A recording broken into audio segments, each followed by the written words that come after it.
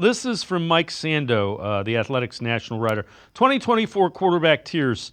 Patrick Mahomes 1, Joe Burrow 2, Josh Allen number 3. Hard to argue with any of those. You go to the middle of the pack. Trevor Lawrence 16, Kyler Murray 17, Deshaun Watson 18, and Baker Mayfield 19. About Watson, NFL executive, it's just a bad fit. You have an RPO quarterback and a play-action offense, not a good mix. Defensive coach, better pocket passer than given credit. He's always been slow going through his progressions because he knew if it broke down, people couldn't catch him. A lot of stuff he did in Houston, there was designed RPOs and movement plays for him. Maybe progression is a tick slow.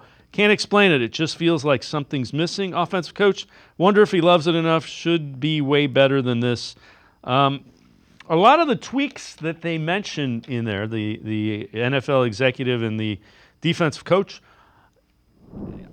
I think that's what they're trying to do with Ken Dorsey and the revamped offense. They're trying to build it around Deshaun Watson, and I think they've been asking him to do it. I agree. He's not good at play action and those kind of things. So don't ask him to do it. Yeah, I mean, I think the RPO thing is a little oversimplified. I mean, the true RPO is, throwing a slant behind the linebacker if the run is covered, right? If they're attacking the run. That's not exactly what Watson was doing in Houston. They were running plenty of play action. What they were doing, but they had DeAndre Hopkins, and a lot of times they had Will Fuller running deep over routes, running down the field, and Watson was hitting them with some explosive plays.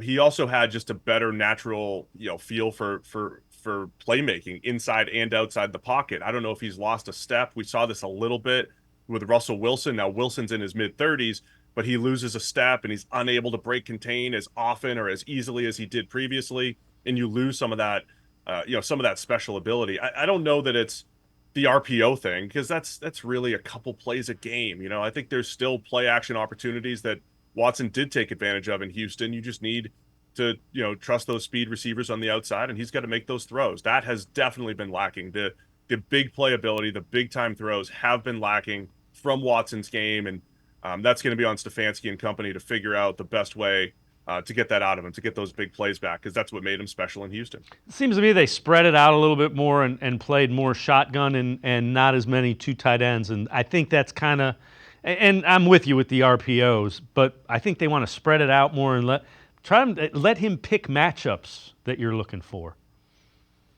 Yeah, look, I think Houston back then did a good combination of tightening it up to run play action and take shots, and then running empty sets, right? And I do think Watson does a nice job running empty.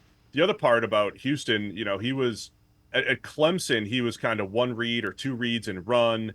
I didn't know if that was a system thing at Clemson or just the fact that, hey, he was a special runner, but he was really getting rid of the ball pretty quickly coming out of college, and then all of a sudden in Houston, he was kind of run around a little bit more behind the line of scrimmage, buy time and make plays.